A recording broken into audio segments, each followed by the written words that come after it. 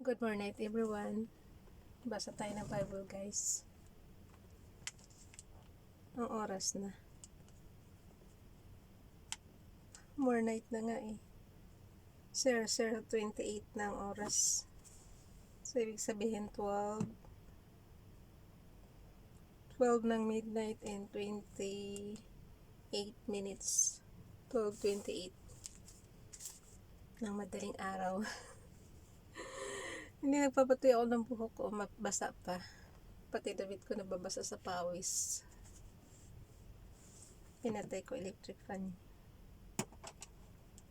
Okay. Basa na tayo ng Bible. Kasi ayaw kong gumising mamaya. Ayaw kong gumising na maaga. Para makatipid tayo ng oras ng tulog ba. Pati tulog, tinitipid eh.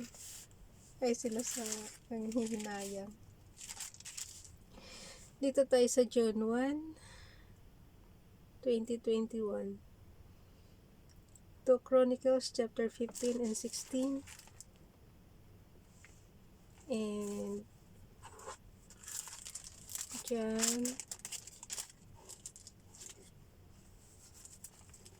And John yung karugtong kahapon.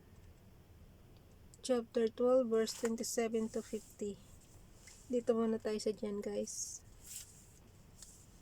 27. Ito. Basa.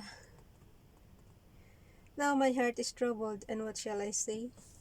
Father, save me from this hour. No, it was for this very reason I came to this hour. Father, glorify your name. Then a voice came from heaven. I have glorified it and will glorify it again. The crowd that was there and heard it said, it had thundered. Others said, an angel has spoken to him. Verse 30. Jesus said, this voice was for your benefit, not mine. Now is the time for judgment on this world.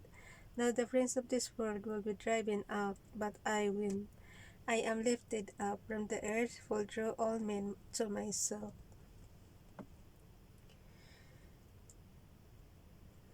To myself.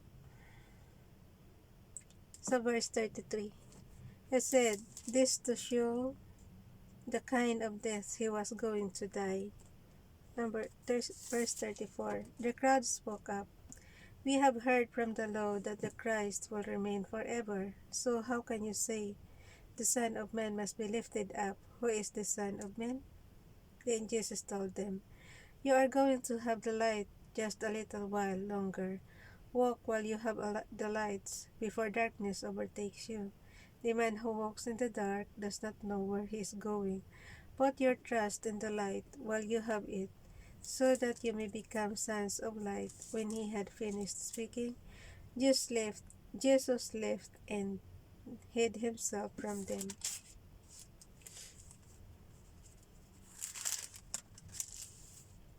Hanggang 50 siya, diba?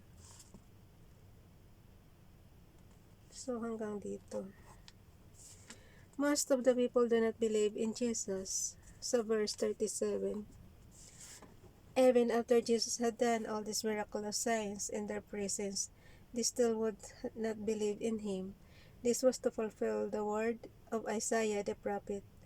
Lord, who has believed our message, and to whom has the arm of the Lord been revealed? For this reason they could not believe, because as Isaiah says elsewhere, he has blinded their eyes and deadened their hearts. They can neither see with their eyes, nor understand with their hearts, nor turn and would heal them. Yun. Isaiah said this because he saw Jesus' glory and spoke about him. Mag-abot ba si Prophet Isaiah tsaka si Jesus? Sa 41 guys, so basahin nyo. Isaiah said this because he saw Jesus' glory and spoke about him. Yet at the same time, many even among the leaders believed in him, but because of the Pharisees, they would not confess their faith for fear they would be put out of the synagogue, for they love praise from men more than praise from God. Jesus summarizes his message sa verse 44. Then Jesus cried out, when a man believes in him, he does not believe in me only, but in the one who sent me. When he looks at me, he sees that the one who sent me. When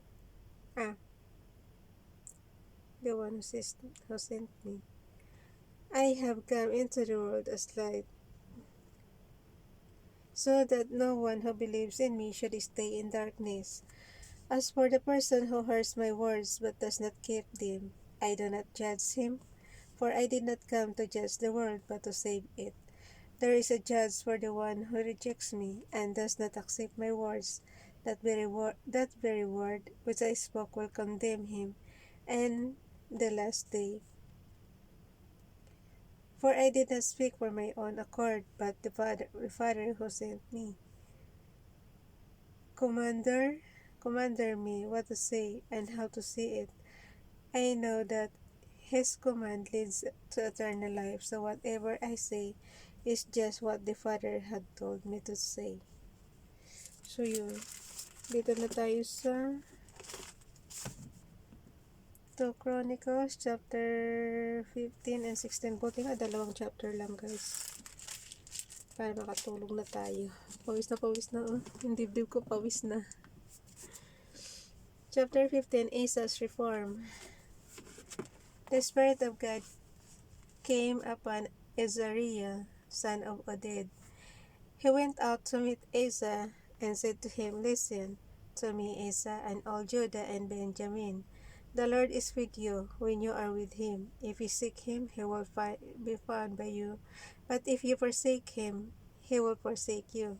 For a long time Israel was without the true God, without a priest to teach, sought him,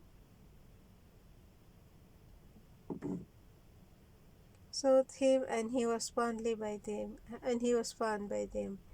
In those days it was not safe to travel about. Parang ngayon lang, hindi siya safe pag-travel. For all the inhabitants of the lands were in great turmoil. One nation was being crushed by another one. For all another, and one city by another, because God troubling them with every kind and distress. But as for you, be strong and do not give up, for you were what?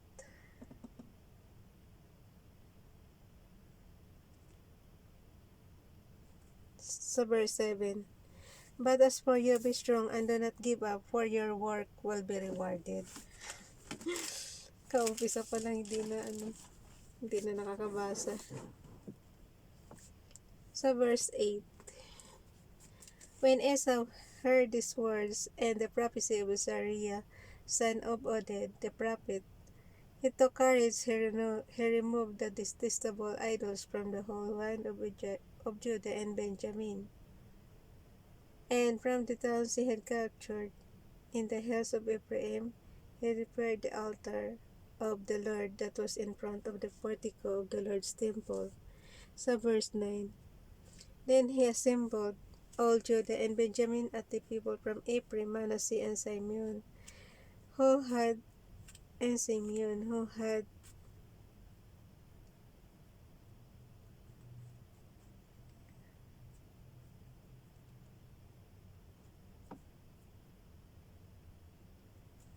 had settled among them, for large numbers had come over him from Israel when they saw that the Lord his God was with him.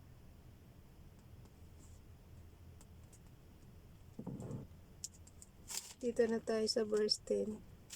They assembled at Jerusalem in the 3rd month of the 15th year of Asa's reign. At that time they sacrificed to the Lord 700 head of cattle and 7,000 sheep and goats from the plunder. Ang dami. from the plunder.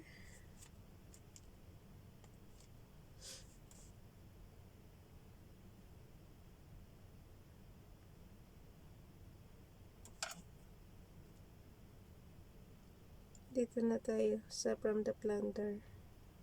They had brought back sa verse 12. They entered into a covenant that they entered into a covenant who seek. Wala na, antok na ako. All who would not seek sa verse 13, ulitin niyo.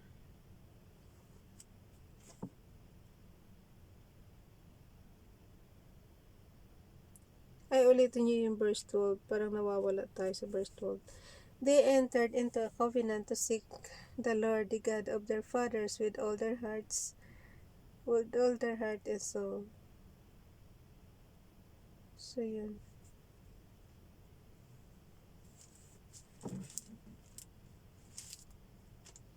Sa verse 13, all who would not seek the Lord, the God of Israel, were to be put to death, whether small or great man or woman. Lord, the God of Israel,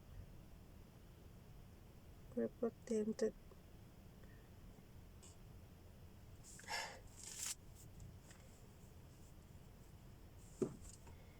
antok na ako.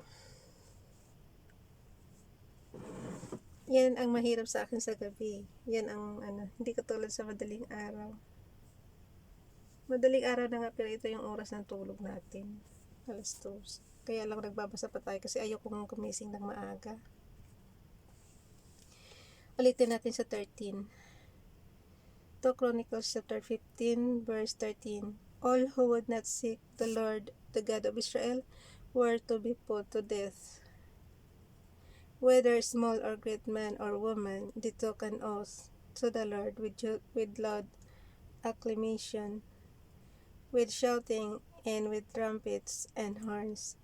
All Judah rejoiced about the oath. Nahulog yung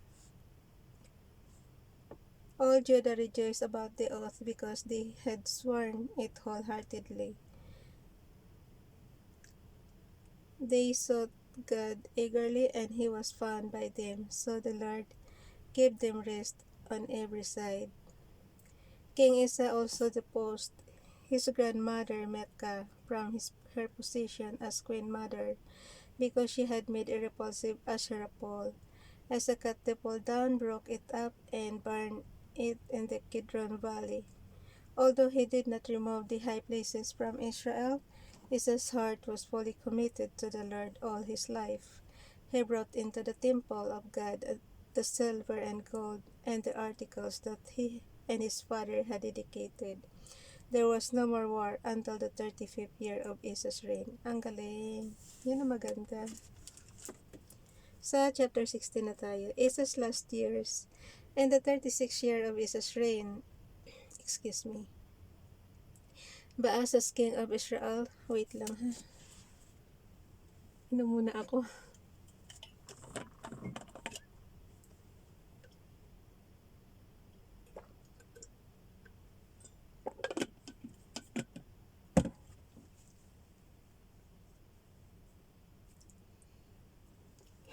Paano ma-dehydrate tayo nito kasi puro yung pawis natin labas na Tingnan mo yung damit ko. Pawis yan.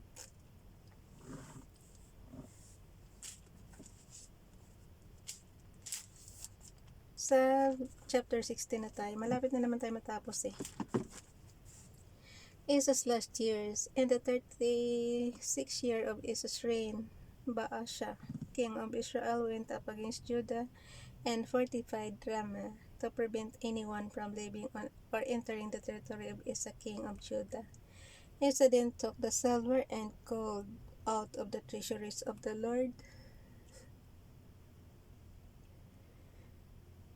Lord's temple and of his own palace, and sent it to Ben-Hadad, king of Aram, who was ruling in Damascus. Let there be a treaty between me and you, he said, as there was between my father and your father. See, I am sending your silver and gold.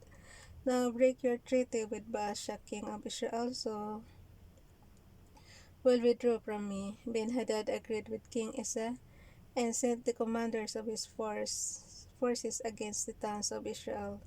They conquered Ijon, Dan, Abel-Mim,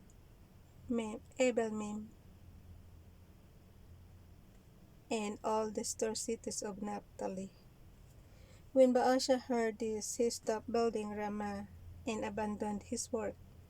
Then King Asa brought all the men of Judah, and they carried away from Ramah the stones and timber Baasha had been using. With them he built up Geba and Mizpah.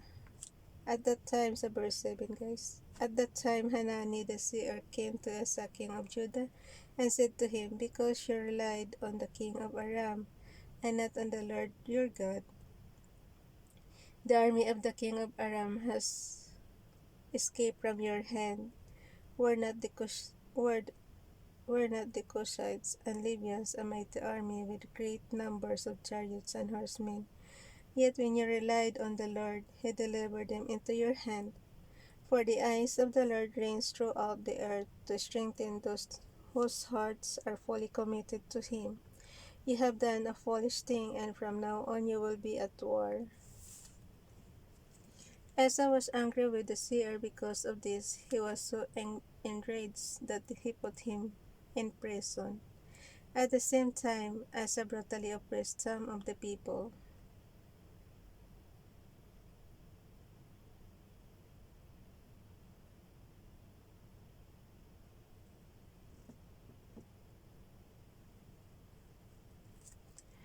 So verse 11, the events of his reign from beginning to end are written in the book of the kings. Grabe ng pawis ko guys.